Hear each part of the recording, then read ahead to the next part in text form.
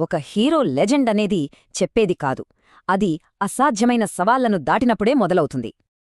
ఈ ఒక్క మాట ఒక పెద్ద యుద్ధం గతిని మార్చేసింది. నిరాశలో ఉన్న రాజులో ఆశను నింపింది. సరే, ఇప్పుడు ఆ పనుల వెనక ఉన్న అసలు కథలోకి వెళ్దాం. ఆయన శారీరక శక్తి, భక్తి ఎలా లెజెండ్ అయ్యాయో చూద్దాం. కథ మొదలయ్యేదే ఒక దైవిక జననంతో.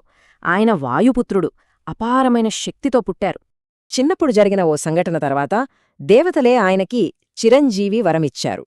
అంటే ఎప్పటికీ జీవించే శక్తి. ఆయన జీవితానికి అసలైన లక్ష్యం దొరికింది రాముణ్ణి కలిసాకే. ఆ క్షణమే భక్తి మొదలైంది. సీతను వెతికే బాధ్యతను తానే తీసుకుంటారు. ఎంత కష్టమైనా సరే ఆ పని పూర్తి చేయాలనుకుంటారు. వాళ్ల వెతుకులాట దక్షిణ తీరానికి చేరింది. కాని వాళ్లు వెళ్లాల్సిన లంక సముద్రం అవతలుంది. ఆ దూరం 100 యోజనాలు, అంటే ఊహకి కూడా అందనింత దూరం. దాన్ని ఎవ్వరూ దాటలేరు. అందుకే ఆ దూరాన్ని దాటడానికి ఆయన తన శరీరాన్ని ఒక పర్వతమంత పెద్దగా మార్చుకున్నారు. సముద్ర రాక్షసులను దాటి సీతను కనుగొన్నారు. రాముడి ఉంగరమిచ్చి ఆశను నింపారు. కాని పని ఇంకా పూర్తి కాలేదు. అందుకే తాలే కావాలని పట్టుబడతారు. వాళ్లు వేసిన శిక్షనే, అంటే తోకకి పెట్టిన నిప్పునే ఆయుధంగా మార్చుకుంటారు. ఆ నిప్పుతోనే లంక అంతా తిరిగి మొత్తం నగరాన్ని కాల్చేస్తారు.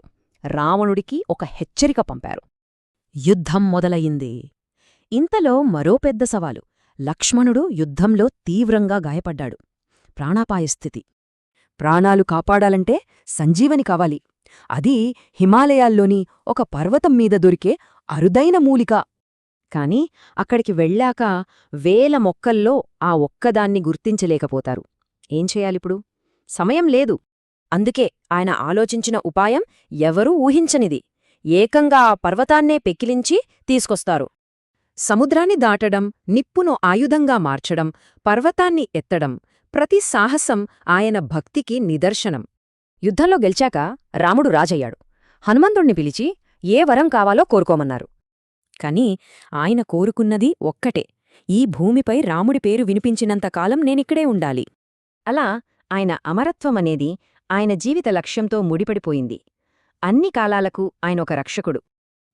ఇది ఒక ప్రశ్నను మిగులుస్తోంది. ఆయన పెద్ద పెద్ద శారీరక సవాళ్లు ముగిశాయి, కాని